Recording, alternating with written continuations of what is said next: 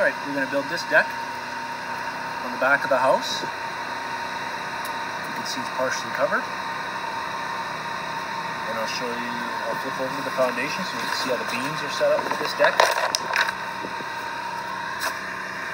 So you'll see that the beams, most decks would have the beam here. And this post that post. But in this house, it's going to be going this direction. So the joists run this way. So here's the back of the house. This is where that deck's going. You can see the pilings. There. That piling is really more to carry the load from the second floor. So I already went ahead and notched out my beams are going to go into the concrete wall, into the wall. This home was a little bit unique, the way it was set up. The floor trusses are actually hung on the concrete foundation, and there were 2x8s put in, and then they were filled with concrete. So I had to grind all this out, and I mean grind. But now this is where my beams will sit. I got this 3 inches here. I like extra bearing, and this is 1.5 inches here. And again, this is the other side now. And my beam will sit. So the measurement is 4.2 plus 5'10", which makes 10 feet. So I'll go ahead, and I kind of started cutting a bit of this. I'll cut this beam. And then after I'll be cutting this beam, which is 5'10". Alright, this is that 10-foot portion of the beam. This piece here. Sorry.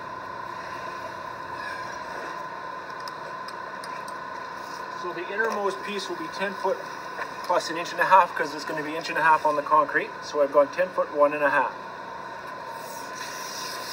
And then to lay out my joists, I actually came back 2 inches because again, this is 1.5 inches plus 3/8 plywood is inside the wall. So I came back 2 inches and I laid out my joists. My joists are on 16-inch centers, which means I marked 15 1/4 and 16 3/4. And so on. This is 31 1/4, 32 3/4, and so on, every 16 inches. So I'll square this across. So this is where my joists will be nailed. I've already done the rest, so this beam's ready to go. This is the first ply of the 3-ply beam. This will be the second ply of that beam. Again, 10 foot 1.5 because we're coming 1.5 inches in of the house into the pocket, into the beam pocket.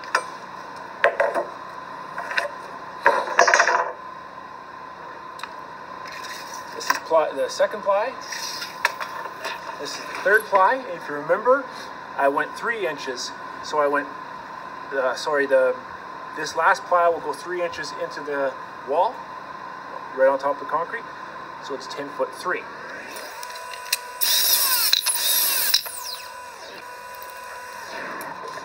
This is the beam on the other side. So the measurement was 5'10".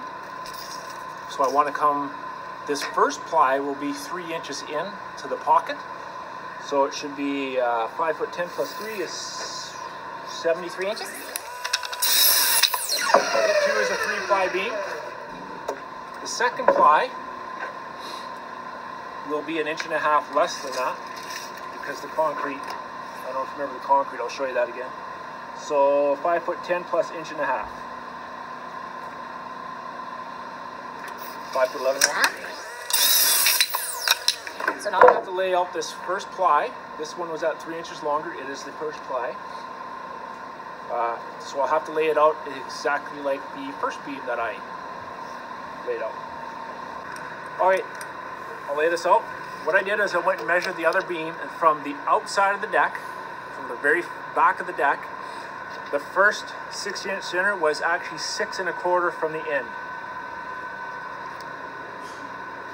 So that's where my first joist will be, from the back of the deck this time. Now I'll lay this out on a 16-inch center. 16, 17.5, 32, 33.5, 48, 49.5, 64, and 65.5. Square these across.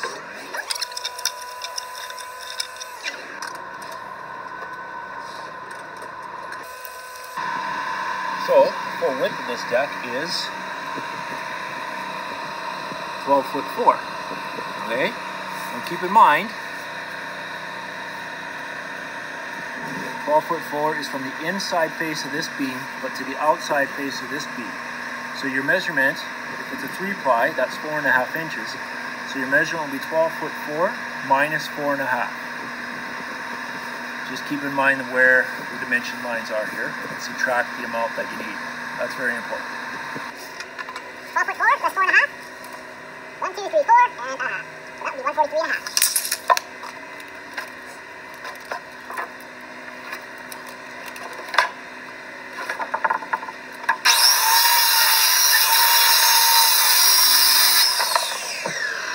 Alright, so we just finished with these 2 plies here. I got 1 more ply to cut for that. You can see it's laid out. So you'll see I measured from there to there 6 1/4. The exact same distance that I did on the first piece that I laid out. That's 6 1/4. Now, we have to put in this little ledger piece that goes along the door. So I measured that, that's 47 inches. So we'll cut that. One thing that's important that you understand too is that my joist from this point back will be shorter. All right, set up at the back here. Sorry about the generator. So you can see there's that, we'll call that a ledger piece, got that cut. Now what I'm gonna do is put the paper on, and then we'll start putting everything into place.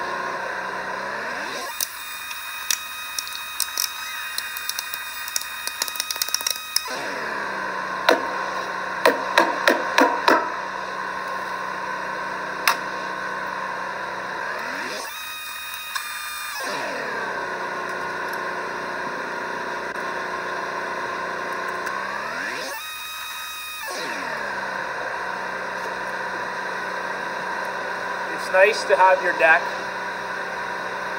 nice, typically 4 inches down from your subfloor. This house I'm a little bit tighter than that because the concrete notch that I have is going to be about, I think, an inch, maybe an inch and a half. I just like to have a little step there just for water.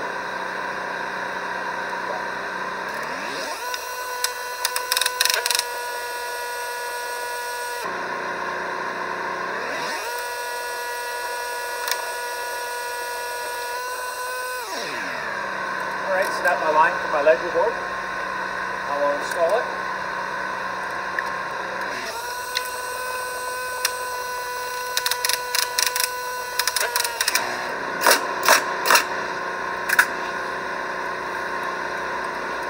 That's not really a true ledger board, we'll call that a rim board. Anyways, fasten. We'll go ahead and put this first ply of this beam in.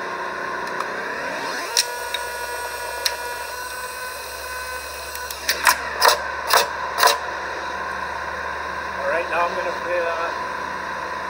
I'll put this in joist on here.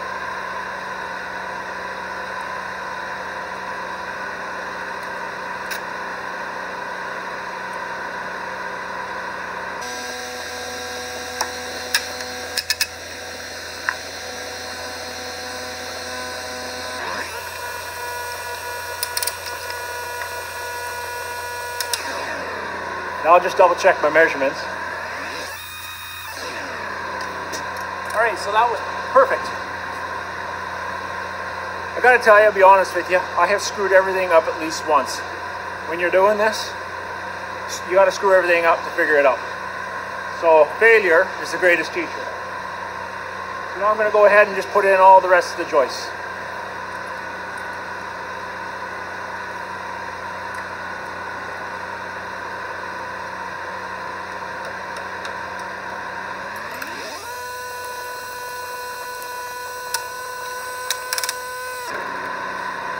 Don't forget to crown every one of your joists.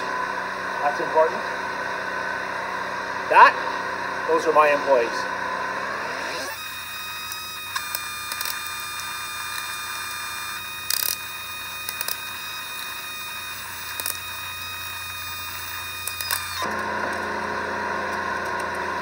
Sometimes I even find my Oompa Loompas on the ground.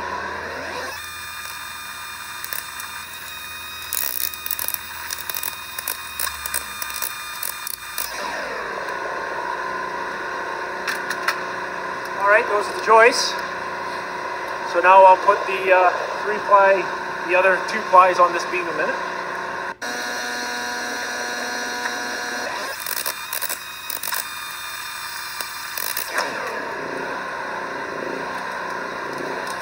You can hear we're running out of gas in the generator.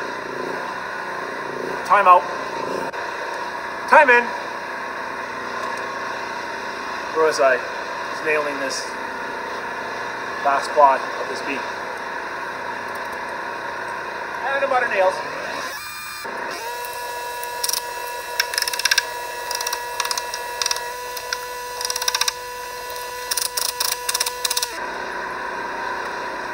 All right, I'll put the ply on the other side.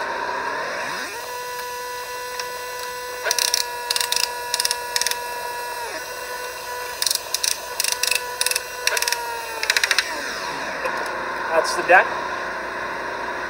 Now we'll put the posts in. This is so short that I'm not going to do the post saddle. Not to mention that I'll be sheeting this all in to the ground, just so that tumbleweeds and rabbits or whatever don't get underneath. So when I sheet all that, those posts will be solid, they won't ever move.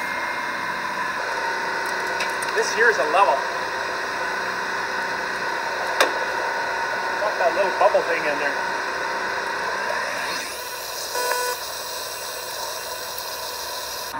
All right, just gonna cut this post a minute. Measurement is 7 7/8. This is a 6x6 preserved PWF or PT, resistant to moisture.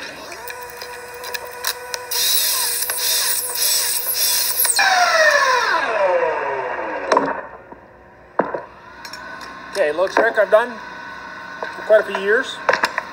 This is going to be up against the deck, so you want it nice and looking tight, no cracks. So what I do is I just shave a little bit out of here. Not to mention this little nub has got to come off as well. I don't know if you can see that, but anyways, this is all I do to make it look like it sits nice and tight on the beam.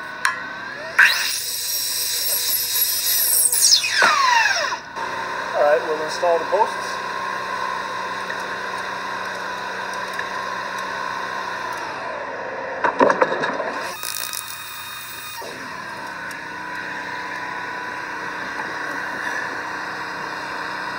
See that? Perfect. Got a little lucky there.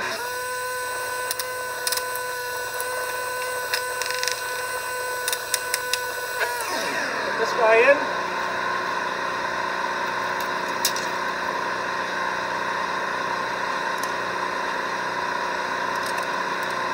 We'll put this last small post in.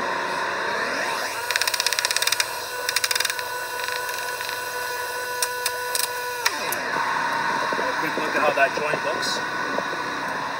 And then joist hangers. Hanger time. It's one of my Oompa Loompas. Hangers are in. I think I called that a stringer, that piece down the middle. It's actually mid-span blocking. I'll do that in a minute. So I'll snap a line halfway the midpoint of the joist, which is 6 feet. Snap that line, and then I'll put them all in a minute.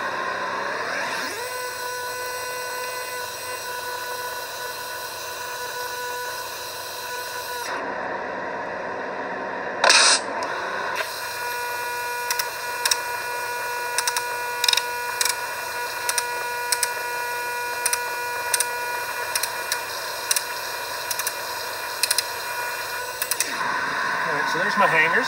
Just make them nice and tight on the bottom. Hanger nails. Hey, I'm missing one. I'll have to go get that.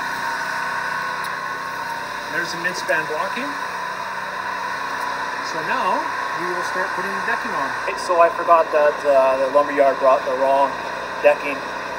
So I'm going to not put the decking on, and we'll get to that later. And right now I'm just going to put the skirting on.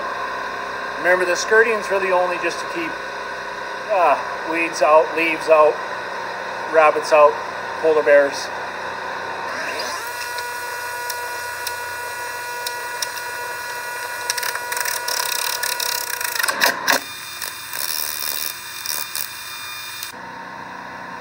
Alright, now the deck skirting's all on.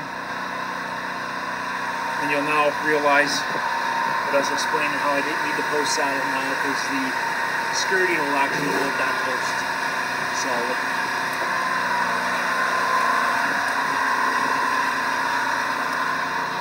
Then I'm going to cut the perimeter board.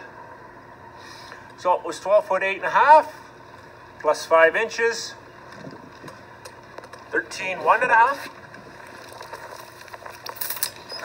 All right, so I already did cut that end, so I'm going to cut this in now. So one of the catches to make this miter look tight, this is on a 45 for a miter. One of the tricks, so I'll put my table and my saw in just a small angle, like 4 degrees.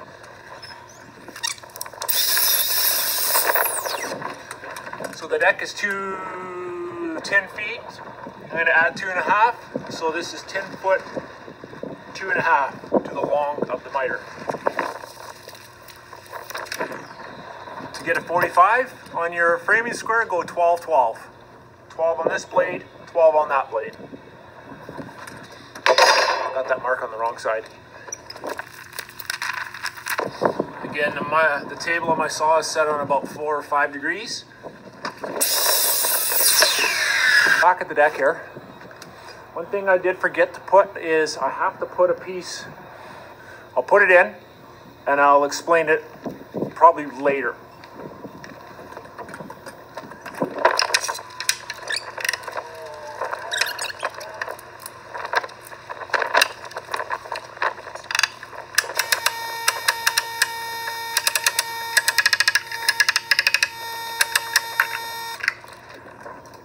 All right, here's my first perimeter piece.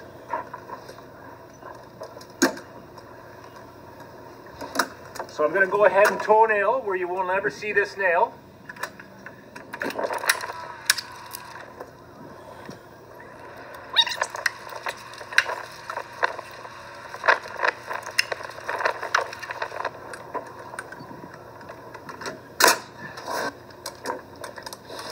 I'm going to go ahead and put some 3-inch screws just to hold the miter together.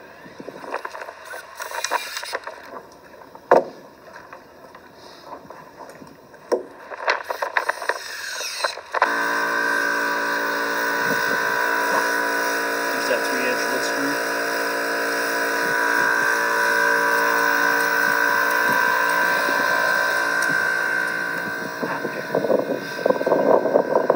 All right, let's go cut the decking and start putting the decking on.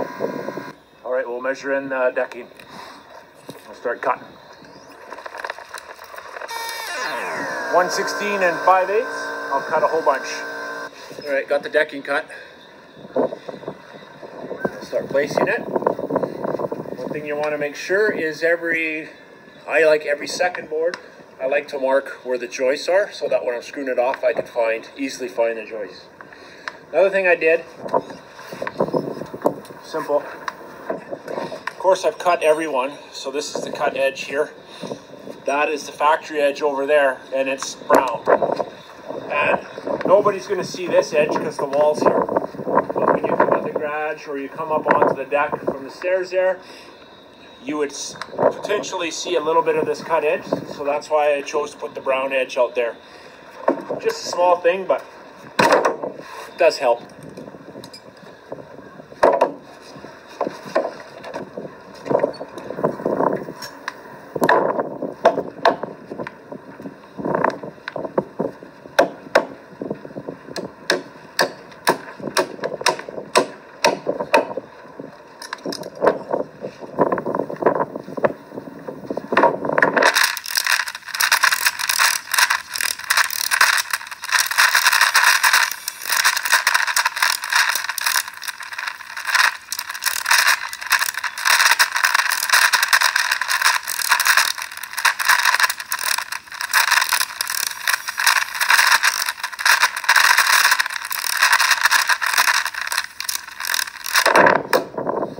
Okay, you'll see that I toenail them all tight. I'm a big fan of tight. I don't like any gaps in a deck unless you're trying to shed leaves and rocks. I don't know. Also, these boards will shrink, so they will have a gap. It'll probably be 1/8 of an inch. If I did 1/8 of an inch gap now, probably in about 6 months or a year, there would be a 1/4 inch gap, potentially more. No, not good. So yeah, and you'll notice I toenail. These are phosphorus coated nails, so if they were exposed to water, and they will be, they will, call it bleed, you'll see a stain. These guys applied underneath the top, they're down from the corner, and you'll never see it, so the bleeding will go down, and you'll never see it. And I'll give you a close-up that in a bit.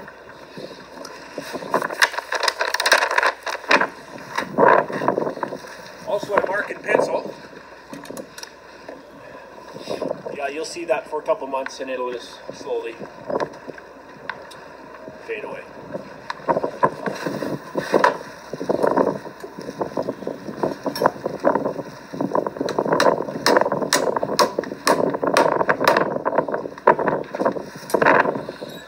Last few pieces here.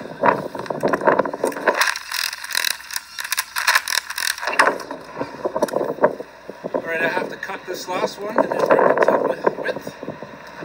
Be right back. This is that last piece. I've got to rip it down to 3 inches. I'll snap a line on this piece of wood to keep it nice and straight. And I'm also going to put a bevel on the table so that hopefully where this top of this board meets the last board on the deck, it'll hide as much as my rip cut as possible so you don't see the white from the lumber.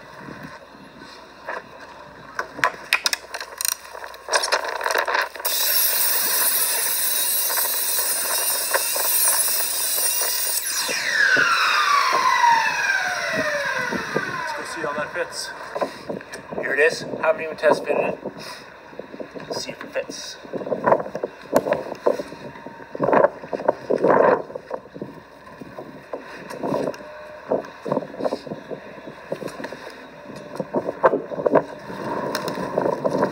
Just don't take your hammer and beat on this, but it'll bruise it.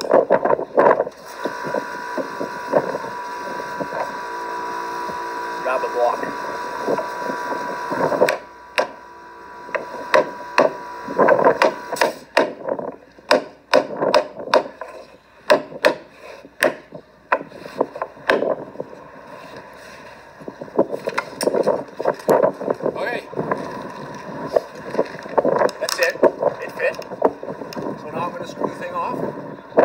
These are the PAM-Fast quick drive screws. They are copperhead and they are all weather, so they can be exposed and they don't stain.